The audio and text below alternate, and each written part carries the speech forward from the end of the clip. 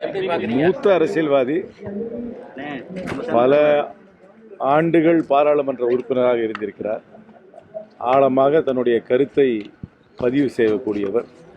சில சமயங்களில் நாங்கள் சார்ந்திருக்கும் இயக்கத்திற்கு மாறுபட்ட சித்தாந்தத்தை அவர் வலியுறுத்தி இருந்தாலும் ஒரு ஜனநாயகவாதி என்பதில் எந்த சந்தேகமும் கிடையாது.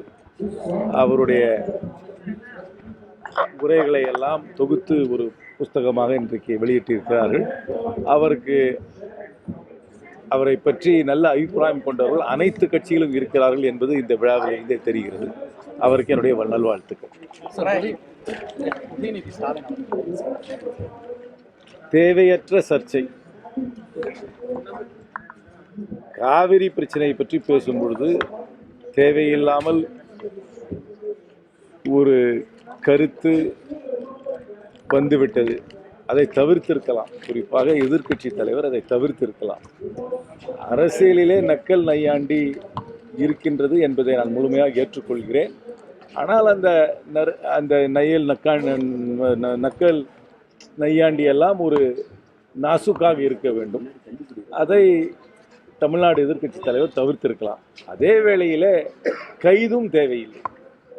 என்னை பொறுத்த வரைக்கும் எந்த ஒரு குற்றச்சாட்டுக்கும் அவர் யாருக்காவது அச்சுறுத்தலை ஏற்படுத்தினால் மட்டுமே கைது செய்ய வேண்டும். டாக்குமெண்ட்ரி எவிடன்ஸ், வீடியோகிராஃபி எவிடன்ஸ் கைது தேவையில்லை. கைதியும் தவிர்த்திருக்கலாம், கருத்தையும் தவிர்த்திருக்கலாம், காவிரியை பற்றி மட்டும் பேசியிருக்கலாம்.